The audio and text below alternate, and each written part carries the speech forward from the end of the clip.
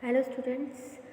पिछले लेक्चर में हम पढ़ रहे थे दामिनी भारती जी को और हमने पढ़ा था कि इनका जो जन्म था वो 25 दिसंबर 1926 में इलाहाबाद में हुआ था। साथ ही इन्होंने एमए और पीएचडी की थी और इन्होंने जो अपनी रचना काव्य रचना शुरू की थी वो थी 1946 से। इसके अलावा इन्हें विविध रचनाओं में बहुत सारे पुरस्कार मिले थे जिसे हम आगे अच्छे से पढ़ेंगे।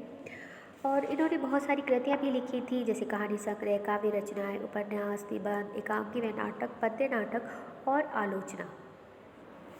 आज हम बात करेंगे इनकी सम्मान और पुरस्कार के बारे में। तो सम्मान और पुरस्कार जैसे कि ये बहुत ज़्यादा इन्होंने अपनी रचनाओं में प्रयोग किए हैं तो उसी हिसाब से इन्हें सम्मान और पुरस्कार भी बहुत मिले हैं।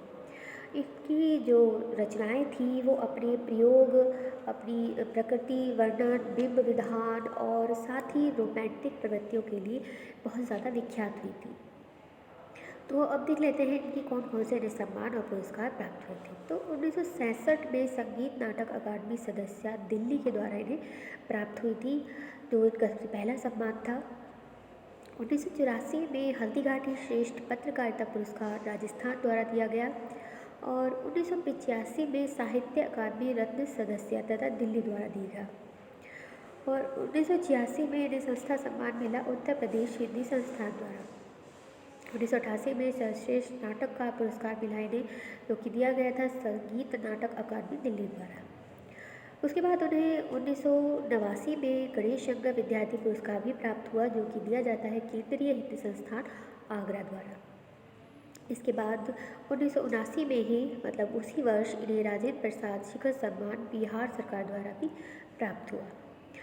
अगले वर्ष 1990 में भी इन्हें एक पुरस्कार मिला जो था भारत भारती सम्मान, जो कि दिया जाता है उत्तर प्रदेश हिंदी संस्थान द्वारा। इसके बाद 1990 में महाराष्ट्र गौरव महाराष्ट्र सरकार द्वारा दिया गया पुरस्कार भी इन्हें प्राप्त हुआ और 1991 में साधना सम्मान, जो कि दिया जाता है केडिया हिंदी साहित्य न्यास मध्य प्रदेश द्वारा, वो भी इन्हें प्राप्त हुआ। 1994 में ये व्यास सम्मान से सम्मानित किए गए, जो कि दिया जाता है के बिड़ला फाउंडेशन दिल्ली द्वारा। और 1996 में इन्हें शासन सम्मान उत्तर प्रदेश लखनऊ द्वारा भी सम्मानित किया गया। तो इस प्रकार हम देखते हैं कि इनके जो प्रयोग हैं, इनकी जो रचनाएं हैं, उनकी वजह से इन्हें बहुत सारे सम्मान और पुरस्कार प्राप्त हुए। और चूँकि हमने पढ़ा था पिछले लेक्चर में कि इन्हें दो ही शौक थे, एक तो अध्ययन का और दूसरा यात्रा का, और इन दोनों का ही शौक का जो है इन पर बहुत ज़्यादा प्रभाव पड़ा और जिसका जो प्रभाव है वो इनकी रचनाओं में साफ दिखाई देता है। और यही वजह है कि इनकी जो रचनाएं हैं उसमें प्रयोग बहुत ज़्यादा है और शायद इसी वजह से कह सकते हैं कि इनकी जो रचनाएं हैं वो कुछ औरों से अलग दिखाई देती हैं और यही जो है इनके सम्मान और पुरस्कार की वजह भी मानी जा सकती है। तो अब हमने इनको जो है पूरी तरह से डिटेल में पढ़ लिया है। अब हम इन्हें क्वेश्चन फॉर्म में पढ़ेंगे ताकि हम जो है इसकी अच्छे से तैयारी कर पाएँ। तो पहला क्वेश्चन जो है वो है धम्म भारती का नाम किस लिए प्रसिद्ध है। तो धम्म भारती का जो नाम है वो हिंदी साहित्य के लिए प्रसिद्ध है, यानी कि हिंदी साहित्य में इन्होंने जो कार्य किया उसके लिए इन्हें बहुत ज़्यादा ये प्रसिद्ध हुए। अगला क्वेश्चन है भारती जी से संबंधित विधाओं पर विचार करते हुए दिए गए कोड से उत्तर दीजिए। तो इसमें 4 बातें कही गई हैं भारती जी के बारे में और उसी के अनुसार हमें बताना है कि कौन कौन सी बातें जो है वो सही है, कौन सी नहीं। तो पहली जो बात इनके बारे में कही गई है वो है भारती जी प्रयोगवादी कवि हैं। ये बिल्कुल सही है, भारती जी प्रयोगवादी ही कवि हैं। इसके अलावा उनकी भाषा जो है वो साहित्यिक और सरल है, ये भी बिल्कुल सही है। तीसरी जो बात इनके बारे में कही गई है वो है भारती जी ने अपनी कविता को तुकबंदी से अलग रखा, ये भी बिल्कुल सही है। भारती जी ने अपनी कविता को तुकबंदी से अलग ही रखा। चौथा जो पॉइंट है वो है भारती के गद्य में कवित्व का स्पर्श नहीं है, ये गलत है। तो ऑप्शन नंबर 1 बिल्कुल सही हो जाएगा कि 1, 2 और 3 जो है बिल्कुल सही है। अगला क्वेश्चन में एक तरफ इनकी विधाएं दी गई हैं और दूसरी तरफ इनकी रचनाएं दी गई हैं और जिन्हें मिलान करना है। तो इनकी जो पहला जो पॉइंट है कहानी, उसमें जो कहानी के अंतर्गत जिनकी विधा आती है वो है बंद गली का आखिरी मकान, यानी कि ये वाली जो रचना है ये कहानी है। अनुवाद के अंतर्गत इनका जो आता है वो है देशांतर। देशांतर वाली जो देशांतर शीर्षक की जो रचना है वो एक अनुवाद है। इसके बाद आता है संस्मरण। संस्मरण जो है इनका ब्रह्मगुप्त की मोर्चाबंदी, ये एक संस्मरण है। और उपन्यास तो इनका गुनाहों का देवता है, जिसके लिए इन्हें बहुत अधिक प्रसिद्धि भी प्राप्त हुई थी। अगला है भारती जी का जन्म कब हुआ। तो भारती जी का जो जन्म है वो 25 दिसंबर 1926 में हुआ। अब यहाँ पे एक कोटेशन दी गई है और उससे संबंधित इससे संबंधित क्वेश्चन पूछा गया है। पहले कोटेशन देख लेते हैं। ये अनजान नदी की नावें जादू के से पाल उड़ाती आती मंथर चाल। ये पंक्तियाँ किसकी हैं? तो ये पंक्तियाँ जो है वो धर्मी भारती जी द्वारा ही रचित हैं। अगला क्वेश्चन है भारती जी किस प्रसिद्ध पत्रिका के संपादक थे। तो वो जो प्रसिद्ध पत्रिका थी वो थी धर्मयुग। अगला है धर्मी भारती जी की जन्म तिथि व स्थान बताइए। तो उनकी जो जन्म तिथि और स्थान है वो है 25 दिसंबर अतरसुइया इलाहाबाद उत्तर प्रदेश। अगला है भारती के माता पिता का नाम क्या था। तो उनके माता का नाम था श्रीमती चंदा देवी और पिता का नाम था श्री चिरंजीव लाल।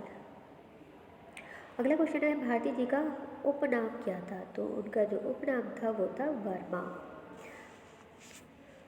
अगला क्वेश्चन है भारती जी की शिक्षा कितनी थी, मतलब उन्होंने कहाँ तक शिक्षा ग्रहण की थी। तो उनकी जो शिक्षा थी वो थी MA DLitt सॉरी। उसके बाद है भारती जी का प्रमुख व्यवसाय क्या था। तो भारती जी का प्रमुख व्यवसाय था A और B दोनों से, यानी कि उन्होंने अध्यापकी भी की और संपादन का कार्य भी किया। अगला है भारती जी सर्वाधिक किस पत्रिका के माध्यम से प्रसिद्ध हुए। तो जो पत्रिका थी वो थी धर्मयुग। अगला क्वेश्चन है भारती जी पुरस्कार से सम्मानित हुए। कौन से पुरस्कार सम्मानित हुए। तो यहाँ पर दोनों ही ऑप्शन सही है, यानी कि पद्मश्री और साहित्य अकादमी दोनों ही पुरस्कार से इन्हें सम्मानित किया गया था। अगला है अंधा युग है। अंधा युग है इनका एक गीति नाट्य है। नेक्स्ट है अंधा युग में अंग विभाजन किया गया है, मतलब किस प्रकार से अंग विभाजन जो है वो किया गया है। तो इसमें अंग विभाजन प्रतीकात्मक रूप से किया गया है। अगला क्वेश्चन है धर्मी भारती द्वारा रचित अंधा युग जो है वो किस प्रकार की रचना है। तो अंधा युग जो इनकी रचना है वो है काव्य नाटक। अंधा युग का केंद्रीय पात्र कौन है। तो अंधा युग का जो केंद्रीय पात्र है वो है अश्वत्थामा। नेक्स्ट क्वेश्चन है 7 गीत वर्ष रचना के बारे में पूछा गया है कि ये किसकी रचना है। तो ये जो रचना है ये है धर्मी भारती की।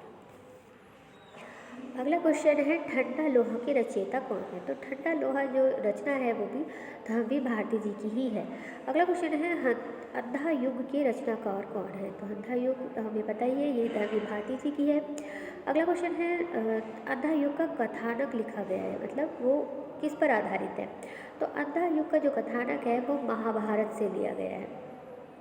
अगला क्वेश्चन है धर्मी भारती किस सप्तक के कवि रहे हैं। किस सप्तक से में उनकी जो रचनाएं हैं वो छपी गई थी। तो वो जो थे वो दूसरा सप्तक में उनकी रचनाएं जो है वो छपी थी। नेक्स्ट क्वेश्चन है अंधा युग की विधा कौन सी है। तो अंधा युग की जो विधा है वो है गीति नाट्य।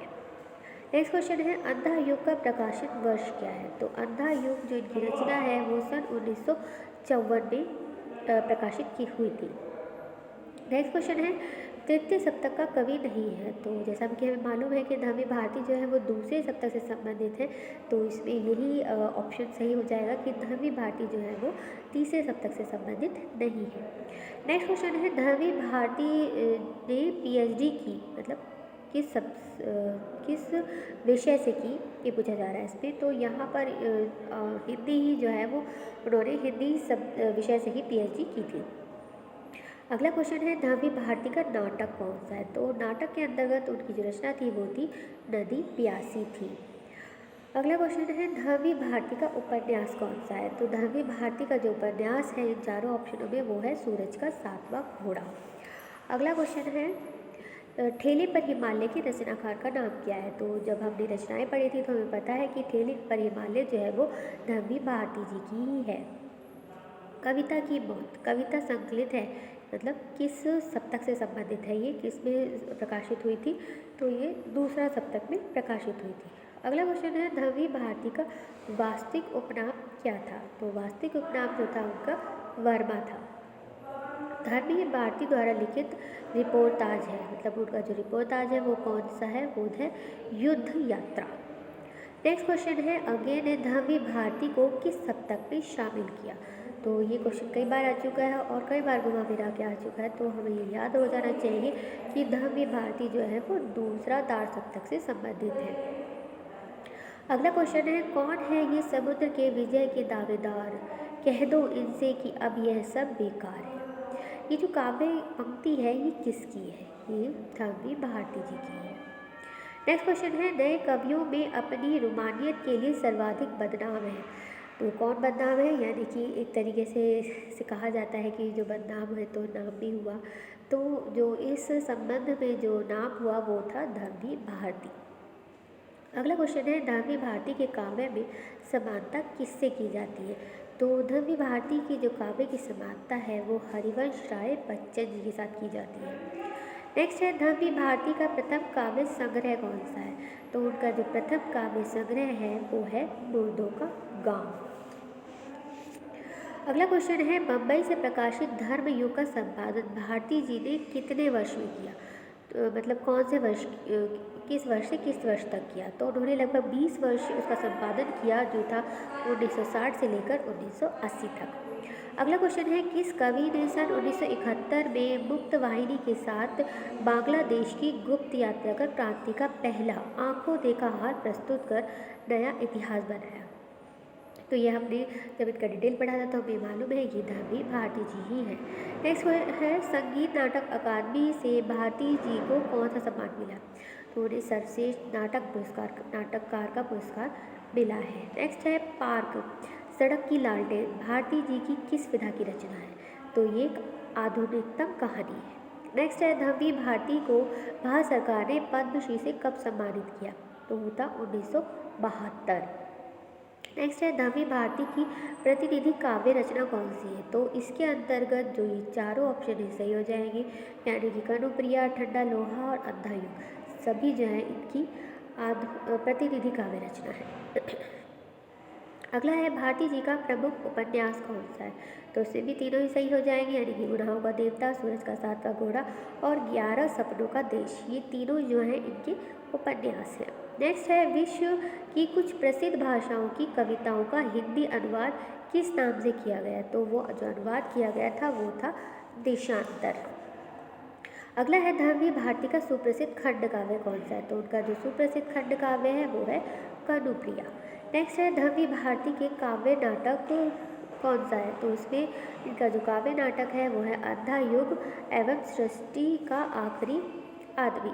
नेक्स्ट है, धर्मी भारती का कौन सा ललित लेख माना जाता है।